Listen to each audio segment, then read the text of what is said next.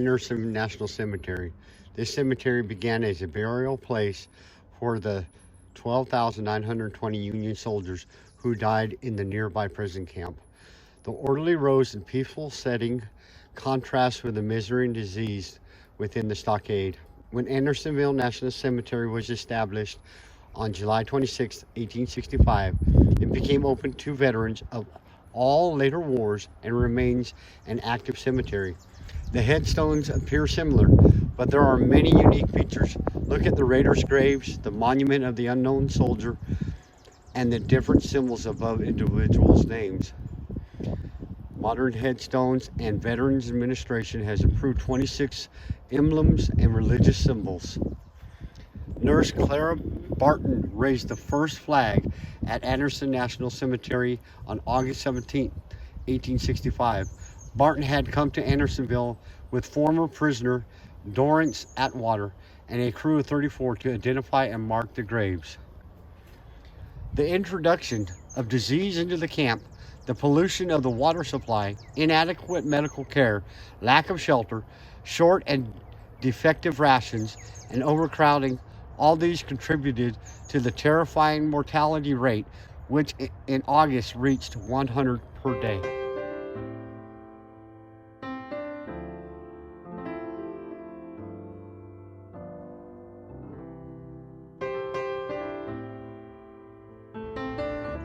This plaque reads, "Prisoner Burials." The prisoners' headstones are only inches apart. As the death rate at Andersonville escalated to 100 per day, officials abandoned the use of pine box coffins and had the bodies buried shoulder to shoulder in trenches. At first, only numbered stakes marked the prisoner's grave. The dead might have remained unidentified except for the efforts of Dorrance Atwater, a former prisoner. Here's a picture showing them just throwing the bodies in there. Horrific, man. If a man died in good clothes, he was buried nearly naked. The living needed apparel, the dead none. Man.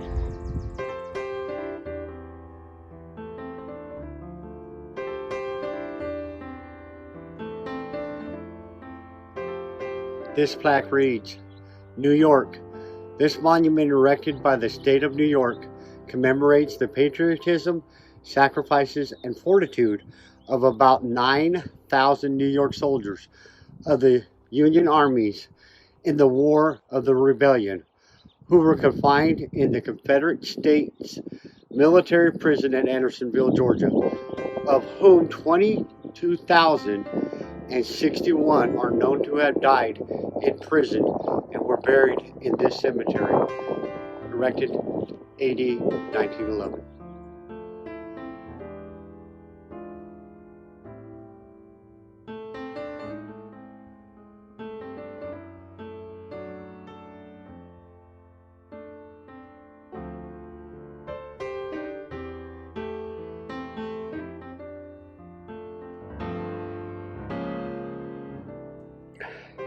As you enter the Andersonville National Cemetery, this is the first monument you see, and it reads, "Turn you to the stronghold, ye prisoners of hope." Zechariah 9:12. And on the back side, pardon me for walking so slow, but on the back side, it reads, "This Georgia Prisoner of War Memorial is given by the state of Georgia to honor all Americans imprisoned in the service of their country throughout its history." If you get a chance, come here to this National Cemetery and check out what the price of freedom is. There's Civil War sections. There's modern day war sections over here and over here. It's pretty impressive. God bless America. God bless the warfighter, and God bless and love those who paid the ultimate sacrifice for this great country of ours.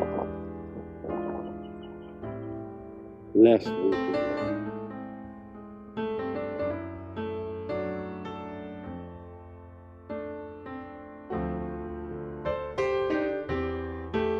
The Raiders' grave. These 6 graves were deliberately set apart. These 6 prisoners were buried with dishonor. Only enlisted soldiers were imprisoned at Andersonville. With no Union officers to maintain order, life in the pen became anarchy.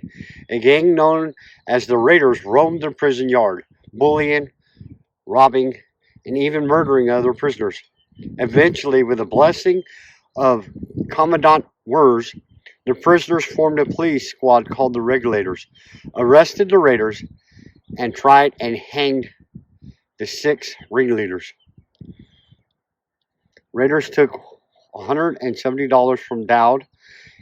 He was badly cut up, but finally got away and reached the gate and reported to Captain Wurs, who came up with him and demanded that the robbers should be given up under penalty of no rations for 1 week. Before their execution, the 6 Raider leaders were court-martialed by their peers. Confederates provided lumber for the gallows, which was erected near the prison's south gate. The remaining Raiders were forced to run a gauntlet formed by their fellow prisoners. There's even honor among prisoners, but not for thieves. These are the Raiders' graves. As they say, they are separate from anybody else. Not very nice humans, and I want to give them one of these.